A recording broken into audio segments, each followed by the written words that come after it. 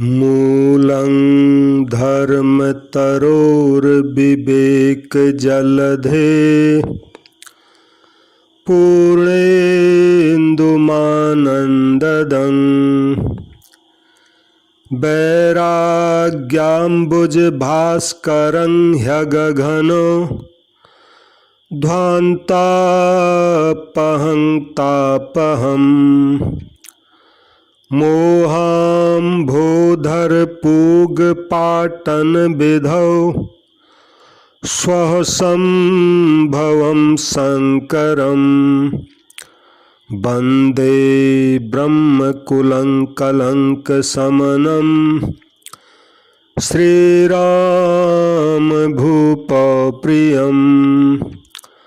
वन्दे ब्रह्मकुलङ्कलङ्कशमनं श्रीरामभूपप्रियम्।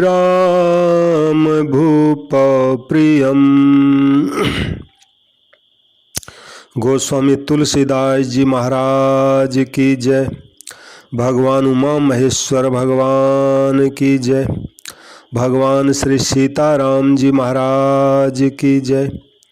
सब संत भक्तों की जय। सबरी मैया की जय। गोस्वामी तुलसीदास जी इस श्लोक में कहते हैं, धर्म रूपी वृक्ष के मूल विवेक रूपी समुद्र को आनंद देने वाले पूर्ण चंद्र, वैराग्य रूपी कमल के विकसित करने वाले सूर्य, पाप रूपी घोर अंधकार को निश्चय ही मिटाने वाले, तीनों तापों को हरने वाले, मोह रूपी बादलों के समूह को छिन्न भिन्न करने की विधि यानी क्रिया में आकाश से उत्पन्न पवन स्वरूप ब्रह्मा जी के वंशज यानी आत्मज तथा कलंकनाशक महाराज श्री रामचंद्र जी के परम प्रिय भगवान श्री शंकर जी की मैं वंदना करता हूँ। भगवान शिव शंकर की जय हो। जय श्री राम। सभी श्रोताओं का मेरे संत कल्याण वाणी चैनल में हार्दिक स्वागत है। आज मैं सबरी जी की कथा जो श्री रामचरितमानस में आई है उसको आपके आगे रख रहा हूँ।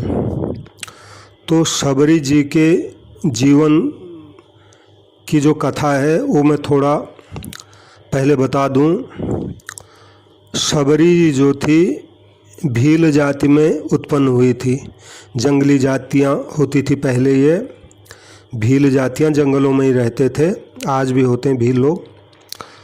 तो ये अत्यंत गरीब भी थे। और जो सबरी थी इसका जो रूप था वो एकदम कुरूप था, एकदम काली कलुटी थी है। तो अब ये जब सबरी बड़ी हो गई तो इसके माता पिता को इसके विवाह की चिंता हुई। तो इसका रिश्ता तय हुआ। जंगल से बारात आई, कहीं भीलों की, दूल्हा आया। तो विवाह हो के अब ये सबरी बारात लेके अपने ससुराल जा रही थी। तो रास्ते में दूल्हे ने सबरी का चेहरा देखना चाहा। तो जब घूंघट उठा के सबरी का चेहरा देखा तो सबरी का चेहरा देख के इसका जो दूल्हा था वो डर गया। इतना भयानक इसका चेहरा था, काली कलूटी थी। तो वो इसको जंगल में ही छोड़ के अपना चला गया। अब सबरी क्या करे? उसको लगा अगर मैं वापसी माता पिता के पास जाती हूँ तो उनके लिए मैं चिंता का विषय बन जाऊँगी। शादी मेरी होगी नहीं, अब क्या करूँ? ससुराल जा नहीं सकती और पिताजी के घर भी जाऊँ तो कैसे जाऊँ? उसकी हिम्मत जाने की नहीं हुई। अब वो वहीं जंगल में ही रह गई, दूल्हा चला गया। अब सबरी के ऊपर कितनी बड़ी परेशानी आई। अब वो क्या करती, कुछ तो करना है। तो इस जंगल में ऋषि मुनियों के आश्रम थे जगह जगह पे। तो उसको लगा चलो मैं अगर इनके पास जाऊंगी तो ये भी मुझे कोई अपनाएंगे नहीं। नीची जाति की हूँ, फिर स्त्री हूँ, फिर मेरा रूप कुरूप है, तो इसलिए कोई मुझे पसंद नहीं करेगा। तो जहाँ जहाँ भी ये गई अपनी तरफ से कोशिश की इसने, सब ने इसको ठुकरा दिया। कोई इसको देखना भी पसंद नहीं कर। फिर ये मतंग ऋषि के पास गई तो मतंग ऋषि को इस पर बड़ी दया आई कि बिना गलती की लड़की को आज इतनी ठोकर खानी पड़ रही है, ये ठीक नहीं है। उन्होंने कहा बेटी तू मेरे आश्रम में रहे। इससे पहले सबरी क्या करती थी, ऋषि मुनि जो पंपा सरोवर में जाते थे तो ये रास्ता साफ कर देती थी अंधेरे अंधेरे में ही। कंकड़ कांटे नुकीले पत्थर आदि जो हों उसको हटा देती थी और ऋषियों के आश्रम के पास ही सूखी लकड़ियाँ पत्ते आदि उनको ज़रूरत होती थी वो इकट्ठा करके रख देती थी। उनके आश्रम में नहीं जाती थी कि उसको लगता था कि मेरे को कोई पसंद नहीं करते हैं। तो ऐसा करते कुछ समय बीत गया तो बाद में मतंग ऋषि को इस पर दया आ गई और इन्होंने कहा बेटी तू मेरे साथ ही रहे, तू मेरी बेटी है, तू आप चिंता मत कर। ऐसा कह करके सबरी मतंग ऋषि के आश्रम में रहने लग गई। वहाँ गुरु के साथ वो इसके गुरु हो गए। अब तो वो राम जी के भक्त थे, इसको खूब राम जी की कथाएं सुनाते, कीर्तन सुनाते, भजन गाते। ऐसे सबरी का जीवन भक्तिमय हो गया और उनके आश्रम का काम करती, झाड़ू पोंछा लकड़ियाँ पत्ते फल फूल जो भी उनको चाहिए वो लाते। इस तरह कुछ दिन व्यतीत हो गए। गुरु जी की वृद्धावस्था थी। गुरु जी ने कहा कि सबरी मेरा समय आ गया, अब मैं शरीर छोड़ूंगा। सबरी ने कहा गुरु जी अब मैं कैसे रहूंगी, किसके भरोसे रहूंगी, ऐसी अपनी विपदा इसने बताई उसने।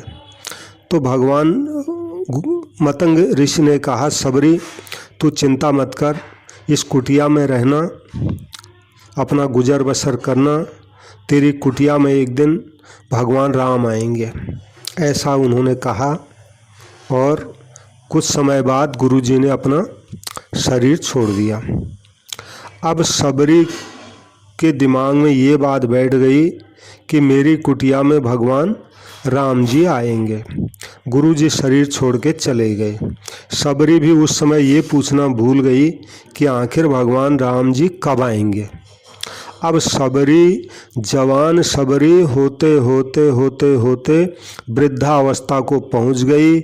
शरीर में झुर्रियाँ पड़ गई, सिर के बाल सफ़ेद हो गए, मुंह के दांत टूट गए, लेकिन भगवान अभी तक आए नहीं। लेकिन सबरी ने गुरु जी के जाने के बाद कोई दिन ऐसा नहीं जिस दिन भगवान की प्रतीक्षा में उसने काम नहीं किया हो। रोज़ वो गुरु जी के आश्रम को जो रास्ता आता था उसको रोज़ साफ करती, रोज़ भगवान के लिए फल फूल लाती, अपनी कुटिया में आसन बिछाती, जल आदि की व्यवस्था करती, पूरी व्यवस्था। जैसे कोई दौड़ लगाते हैं तो दौड़ लगाते समय कहते हैं 1 2 3, यानी दौड़ लगाने वाला इंतज़ार करता है 3 कब हो, कब मैं भागूं।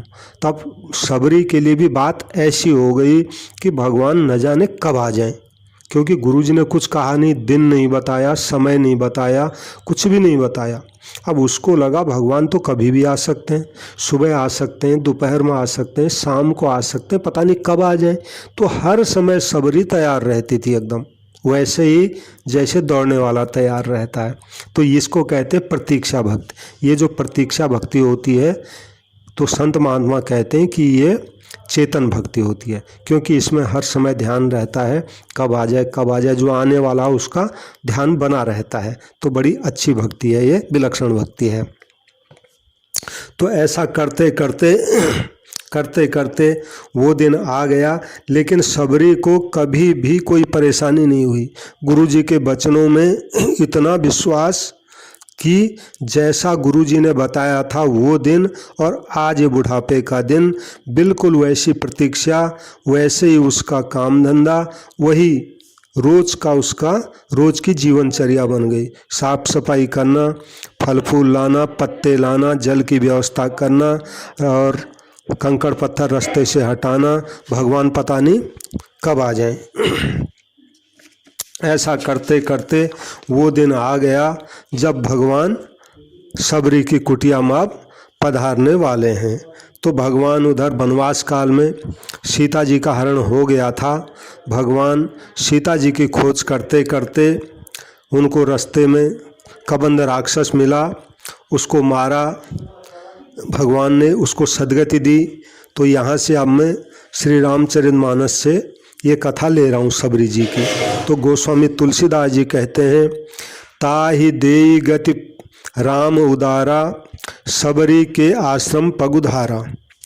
तो उदार राम जी उस गंधर्व को यानी कबंध को सद्गति दे करके सबरी जी के आश्रम में पधारे। तो सबरी देख राम गृह आए, मुनि के वचन समुझ जिए भाए। तो सबरी जी ने देखा कि रामचंद्र जी मेरे घर में आ रहे हैं। तब मुनि मतंग जी के वचनों को याद करके सबरी का मन प्रसन्न हो गया और आंखों में आंसू आ गए कि देखो गुरु जी के वचन आज सफल हो गए। तो गोस्वामी तुलसीदास जी थोड़ा भगवान के स्वरूप का वर्णन करते हैं वनवासी काल का। सरसिज लोचन बाहु विशाला, जटा मुकुट सिर उर्बन माला, श्याम गौर सुंदर दो भाई, सबरी परिचरण लपटाई। तो कमल जैसे उनके आँख हैं, विशाल भुजाएं हैं, सिर पर जटाओं का उन्होंने मुकुट बना रखा, बांध रखे ऊपर जटाएं, हृदय पर वन के फूलों की सुंदर माला पहने हैं। सांवले और गोरे दोनों भाई जब सबरी माता के कुटिया में पहुँचे तो सबरी जी उनके चरणों में गिर पड़ी और लिपट गई। प्रेम मगन मुख बचन न आवा, पुनि पुनि पद सरोज सिर नावा। वे प्रेम में इतनी मग्न हो गई कि भगवान से कुछ उससे पूछा भी नहीं जा रहा है, मुख से वचन निकल ही नहीं रहा है, बस बार बार भगवान के चरणों में लिपट रही है, दोनों हाथों से चरणों को पकड़ रही है और आंखों से आंसू बहा रही है कि जिस सबरी को सब ठुकराते थे, आज गुरु जी की इतनी बड़ी कृपा हुई कि भगवान उसी सबरी के आज कुटिया में पधारे। उसको ये उसके लिए बड़ी ऊंची बात हो गई। फिर उन्होंने जल ला करके आदर पूर्वक दोनों भाइयों को आसन में बिठाया, उनके चरण धोए और फिर अत्यंत रसीले और स्वादिष्ट कंदमूल फल ला कर दिए। राम जी और लक्ष्मण जी को भगवान ने बार बार प्रशंसा करके उनको प्रेम सहित खाया। कंदमूल फल सुरस अति, दिए राम कहुआन, प्रेम सहित प्रभु खाए, बारंबार बखान। अब वो सबरी भगवान के आगे हाथ जोड़कर खड़ी हो गई। भगवान के प्रति उनका प्रेम बहुत बढ़ गया। कहने लग गई, प्रभु केहि विधि स्तुति करो तुम्हारी, अधम जाति में जड़मति भारी। हे प्रभु, मेरी इच्छा आपकी स्तुति करने की है, लेकिन क्या करूं, मुझे स्तुति करनी आती नहीं।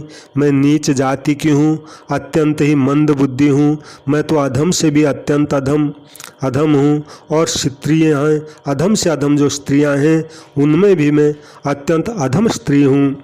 इसलिए हे पापनाशन प्रभु, मैं तो बहुत मंद बुद्धि हूँ। श्री राम जी ने कहा, हे भामिनी सुनो, मैं तो ये सब नहीं जानता। मानव एक भगति करनादा, मैं तो केवल भक्ति का नाता मानता हूँ, एक ही नाता मानता हूँ।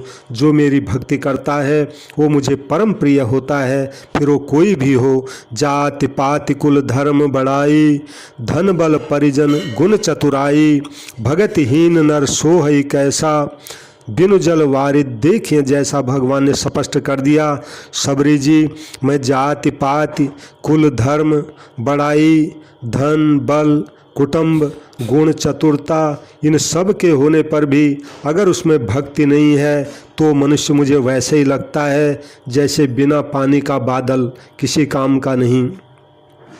फिर भगवान ने कहा, सबरी जी नवधा भक्ति कहूँ तो ही पाही, सावधान धरु मन मन सावधान सुन धर मन माही। सबरी जी आप तो भक्ति की साक्षात मूर्ति हो, आप में तो 9 प्रकार की भक्तियां हैं, फिर भी संसार के लोगों के लिए मैं आपके आगे अपनी 9 प्रकार की भक्ति कहता हूँ, आप मन लगाकर सुनो। तो भगवान यहाँ 9 प्रकार की भक्ति जो होती है, यानी 9 प्रकार हैं जिन प्रकारों से भगवान के चरणों में भक्ति यानी प्रेम हो जाए, तो ये साधन भक्तियां हैं सब। तो भगवान ने कहा, प्रथम भगति संतन कर संगा, दूसरी रति मम कथा प्रसंगा। कहा, सबरी जी पहली भक्ति है संतों का संग, यानी संतों का संग करना ही ये मेरी पहली भक्ति है, यानी संतों का सत्संग। यानी सत्संग करोगे, सच्चे संतों के साथ में रहोगे तो भक्ति अपने आप हो जाएगी। क्यों हो जाएगी? क्योंकि सच्चे संत जो होते हैं वो भगवान की चर्चा रात दिन करते हैं, तो भगवान की चर्चा सुनते सुनते हृदय पवित्र होगा, पाप नाश होगा, तो भक्ति अपने आप पैदा हो जाएगी। ये हो गया। और दूसरी रतिमम कथा प्रसंगा, अगर संतों का संग नहीं मिल रहा है तो मेरी कथा में प्रेम हो जाए तो भी मेरे चरणों में भक्ति हो जाएगी। तो इस तरह ये 9 प्रकार की भक्ति का वर्णन भागवत में भी आया है। श्रवणं कीर्तनं विष्णु, स्मरणं पाद सेवनम, अर्चनं वंदनं दास्यम, सख्यम आत्म निवेदनम। थोड़ा इसमें प्रसंग कुछ आगे पीछे हैं, उसमें पहले श्रवण भक्ति को बताया। श्रवण भी सत्संगी हुआ एक हिसाब से। तो गुरुपद पंकज सेवा, तीसरी भगति अमान, चौथी भगति मम गुण गनो, करई कपट तजिगान। तीसरी भक्ति है अभिमान रहित होकर के गुरु के चरण कमलों की सेवा करना, यानी गुरु जी की आज्ञा का पालन करना। और चौथी भक्ति यह है कि कपट छोड़ करके मेरे जो लीला गुण समूह हैं उनको गान करना। मंत्र जाप मम दृढ़ विश्वासा, पंचम भजन सुवेद प्रकाशा। मेरा जो राम नाम है इस मंत्र का जप करना और मुझ में दृढ़ विश्वास करना, ये मेरी 5वीं भक्ति है जो वेद पुराणों में प्रसिद्ध है। छठ दम शील बिरति बहु कर्म, निरत निरंतर सज्जन धर्म। सबरी जी छठी भक्ति मेरी ये है इंद्रियों का निग्रह करना, शील यानी अच्छा स्वभाव या चरित्र होना, सांसारिक बहुत कार्यों से वैराग्य होना, और निरंतर संत पुरुषों का धर्म यानी संत पुरुष जो काम करने के लिए कहते हैं उन कामों में लगे रहना। सातव सम मोहि मैं जग देखा, मोते संत अधिक कर लेखा। 7वीं भक्ति मेरी ये है पूरे संसार को मेरा रूप देखना। जड़ चेतन जग जीव जत, सकल राम मैं जान, बंदऊँ सबके पद कमल, सदा जोरि जुग पानी पानी। सिय राम मैं सब जग जानी, करूँ प्रणाम जोरि जुग पानी। तो पूरे संसार को मेरा स्वरूप जानना। वासुदेव सर्वम गीता जी में भी यही बताया गया है कि जो कुछ है सब भगवान का ही रूप है। तो भगवान यहाँ भी यही कह रहे हैं, 7वीं भक्ति मेरी यही है पूरे संसार को मेरा रूप देखना।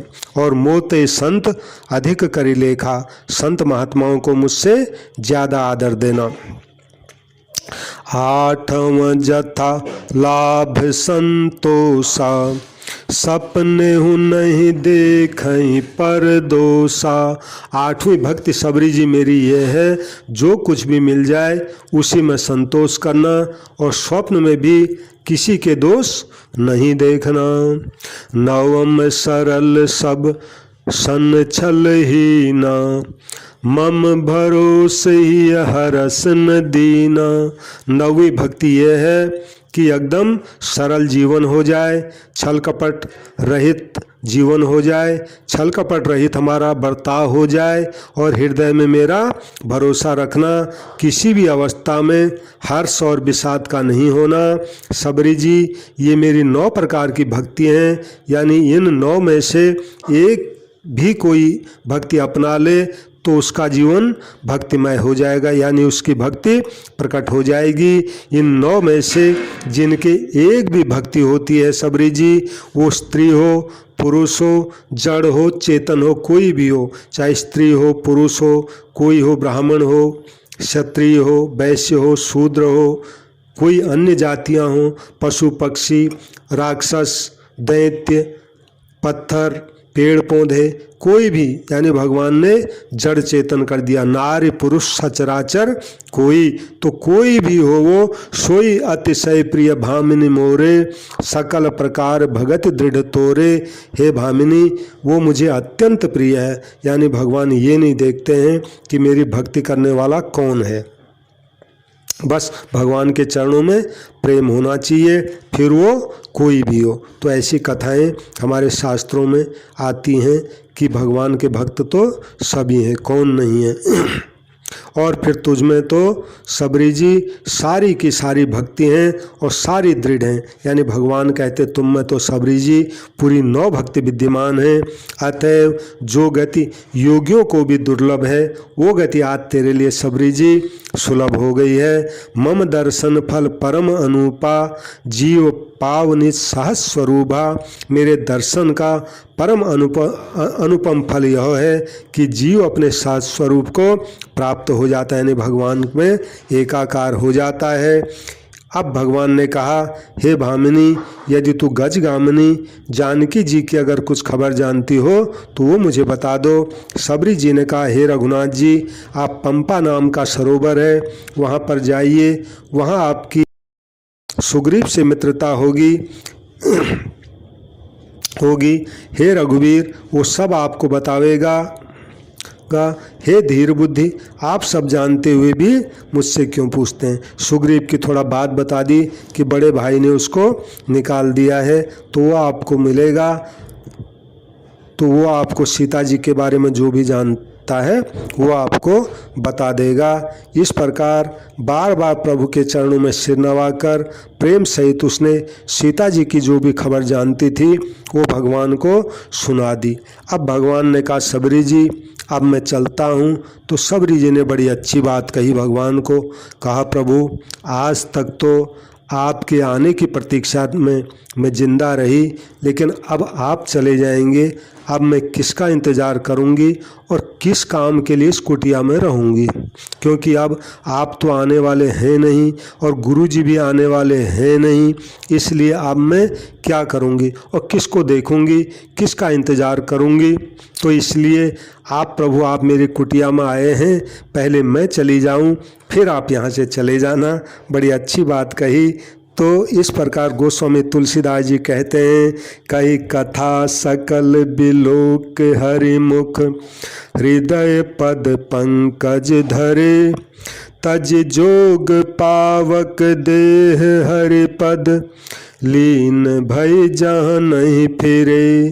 तो कहते हैं सब कथा कहकर भगवान के श्री मुख का दर्शन करके हृदय में भगवान के श्री चरणों को धारण कर लिया और भगवान के सामने ही योगाग्नि से अपने शरीर को त्याग दिया, यानी उसका शरीर जल गया वहीं पर और वो भगवान के सामने ही भगवान के श्री चरणों में लौट गई, वहाँ चली गई जहाँ से फिर कोई दोबारा वापस लौटता नहीं है। हर देह हरिपद हरिपद लीन भई जहाँ नहीं फिरे, वहाँ चलेगी जहाँ से कोई लौटता नहीं है। तुलसीदास जी कहते हैं, नर विविध कर्म अधर्म बहुमत, शोक प्रद सब त्याग हूँ, विश्वास कर कह दास तुलसी, राम पद अनुराग हूँ, विश्वास कर कह दास तुलसी, राम पद अनुराग हूँ।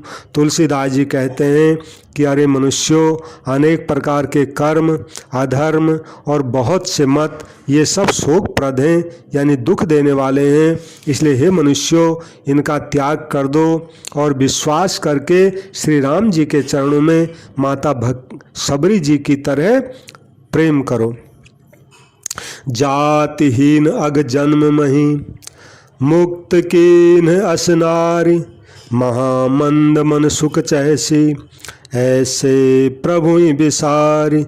तुलसीदास जी कहते अपने मन को कि जो नीच जाति की थी, पापों की जन्मभूमि थी, ऐसी स्त्री को भी जिन भगवान ने मुक्त कर दिया, अरे मेरे महादुर्बुद्धिमन, तू ऐसे भगवान को भूलकर सुख चाहता है, यानी भगवान को भूलकर अगर तू सुख चाहेगा संसार में तो तुझे सुख कछ मिलेगा नहीं। तुलसीदास जी कहते हैं इसके बाद भगवान वहाँ से आगे चले गए। दोनों भाई, दोनों अतुलनीय बलवान हैं, मनुष्यों में सिंह के समान हैं। आज भगवान बिरही की तरह विषाद करते हुए लखन जी को अनेक कथाएं और संवाद कहते जाते हैं। कहते हैं, हे लक्ष्मण देखो, वन की शोभा तो देखो, इसको देखकर किसका मन शुद्ध नहीं होगा। पक्षियों और पशुओं के समूह भी सब अपनी अपनी स्त्रियों के साथ में हैं, मानो वो सब मेरी निंदा कर रहे हैं कि देखो हम अपनी स्त्री के साथ हैं और राम जी बिना स्त्री के घूम रहे हैं, और हमें देखकर हिरणों के झुंड भागने लगते हैं। तब उनको उनकी पत्नी हिरनियाँ कहती हैं हिरणों को कि तुमको भय नहीं है, तुम तो साधारण हिरणों से पैदा हुए हो, तुम आनंद करो, ये तो जंगल में सोने का हिरण खोजने आए हैं। संग लाई करनी कर ले ही, मानहु मोहि सिखावन देही। और भगवान कहते हैं, लखन ये हाथिनियों को अपने साथ लगा देते हैं, मानो मुझे शिक्षा दे रहे हैं कि राम जी स्त्री को कभी अकेले नहीं छोड़ना चाहिए। तो गोस्वामी तुलसीदास जी ने यहाँ पे भगवान जब जंगल में गए तो सुंदर वर्णन किया है। थोड़ा इसका मैं पाठ कर रहा हूँ। मोर चकोर कीर बरबाजी, पारावत मराल सब ताजी, तीतर लावक पद चर दूथा, बरन जाई मनोज बरु, मधुकर मुखर भेर सहनाई, त्रिविध बयार बसीठी आई। भौरे गुंजार कर रहे थे तो भगवान कहते हैं, लखन ये जो भौरों की गुंजार है ये भेरी और सहनाई की आवाज़ है। शीतल मंद और सुगंधित हवा मानो दूत का काम लेकर आई है। कामदेव मानो सबको चुनौती देता हुआ विचर रहते हुए पार्वती जी को कहते हैं कि पार्वती, उमा कहूँ मैं अनुभव अपना, सति हरि भजन जगत सब सपना। हे उमा, अब मैं तुमको अपना अनुभव कहता हूँ, भगवान का भजन ही सत्य है और ये सारा जगत तो स्वप्न है, झूठा है। बिकसे सर सिज नाना रंगा, मधुर मुखर गुंजत बहु भृंगा, बोलत जल को कुट कल हंसा, प्रभु बिलो की जनु करत प्रसंगा। तो इस जंगल में रंग बिरंगे कमल खिले हुए हैं, बहुत से भौरे मधुर स्वर से गुनगुन गुनगुन गुंजार कर रहे हैं। जल के मुर्गे और राजहंस बोल रहे हैं, मानो प्रभु को देखकर आज भगवान यहाँ आए हैं, उनकी प्रशंसा कर रहे हैं। चक्रवाक बक खग समुदाय, देखत बनई बरन नहीं जाई। सुंदर खग गन गिरा सुहाई, जात पथिक जनु लेत बुलाई। चक्रवात, बगुले आदि पक्षियों का समुदाय देखते ही बनता है, उनका वर्णन नहीं किया जा सकता। सुंदर पक्षियों की बोली लखन बड़ी सुहावनी लगती है, मानो रास्ते में जाते हुए पथिक को बुलाए लेती हो कि थोड़ा आप भी हमारा गीत सुन के जाओ। चंपक बकुल कदम्ब तमाला, पाटल पनस परास रसाला। और जो वहाँ तालाब है उसके चारों ओर बन के सुंदर सुंदर वृक्ष हैं, उसमें चंपा, मौलश्री, कदम्ब, तमाल, पाटल, कटहल, ढाक और आम आदि के बहुत प्रकार के वृक्ष नए नए पत्तों और सुगंधित पुष्पों से युक्त हैं। नव पल्लव कुसुमित तरुनाना, चंचरीक पटली कर गाना।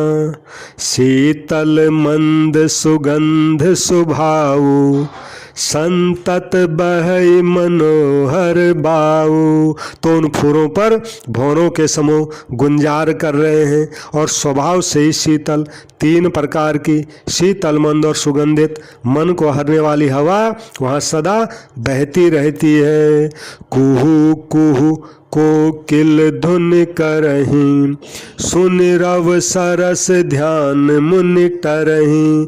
और उस जंगल में कोयल कुहू कुहू का शब्द कर रही हैं, उनकी रसीली बोली सुनकर मुनियों का भी ध्यान टूट जाता है। फल भारन निमि बिटप सबो, रहे भूमि नियराय। पर उपकारी पुरुष जिमी, नवहि सुसंपत्ति पाए। फलों के बोझ से झुककर सारे वृक्ष पृथ्वी के पास आ लगे हैं। लखन जैसे परोपकारी पुरुष बड़ी संपत्ति पाकर विनय से झुक जाते हैं। जय श्री राम। तो सबसे मेरी प्रार्थना है, जो भी मेरे इस कथा को सुन रहे हैं, कृपया मेरे संत कल्याण वाणी चैनल को सब्सक्राइब करें, कथा को लाइक और शेयर करें। सबको प्रणाम, सबको राम राम। जय श्री राम।